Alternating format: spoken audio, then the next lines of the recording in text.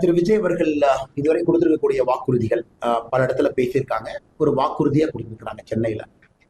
அதை ஒருத்தர் கணக்கு போட்டு சொல்லியிருந்தாங்க, மொத்தமாக 4,83,000 கோடி தேவைப்படும் என்று. அந்த விஜய் அவர்கள் கொடுத்திருக்கக்கூடிய மொத்த வாக்குறுதி இடத்துல ஆட் பண்ணி பார்த்தீங்கன்னா தமிழ்நாட்டோட பட்ஜெட்டே 4,5 லட்சம் கோடி தான். ஸோ திரு தமிழக வெற்றி கழகம் அவர் கொடுத்திருக்கக்கூடிய வாக்குறுதி தமிழ்நாட்டுடைய பட்ஜெட்டை தாண்டி அந்த அந்த அவங்க கொடுத்திருக்கக்கூடிய ப்ராமிஸ் இருக்கு. நான் மக்கள் மன்றத்தில் வைக்கிறேன், மக்கள் அதெல்லாம் பார்த்து முடிவெடுக்கட்டும். எல்லா அரசியல் கட்சிகளுமே வாக்குறுதிகள் கொடுத்திருக்கிறாங்க.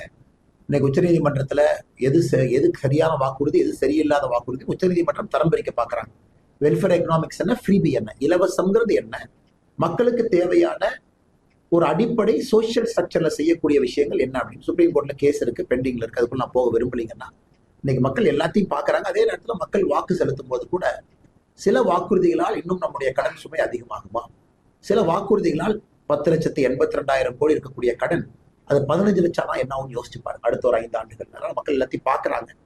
வாக்காளர்கள் யாரும் முட்டாள்கள் கிடையாது. எல்லா வாக்குறுதியும் எடுக்கிறாங்க, யோசிக்கிறாங்க. அதே நேரத்தில் எது நேரடியாக தனக்கு பயன்படும், அதே நேரத்தில் எது பயன் பெறாது அப்படிங்கிறதை பார்க்கறாங்க. இந்த தேர்தலை பொறுத்திருந்து பார்ப்போம். எல்லா கட்சிகளுமே சொல்லி இருக்கின்றோம் மக்களுக்கு எது தேவை என்று நாங்கள் நினைச்சு சொல்றோம். இதான் உங்களுக்கு தேவை நாங்கள் நினைக்கிறோம். மக்கள்கிட்ட பேசிட்டு தேர்தல் ரிசல்ட் வரட்டுங்கன்னா எப்படி ஏத்துக்கிறாங்கன்னு பார்ப்போம்.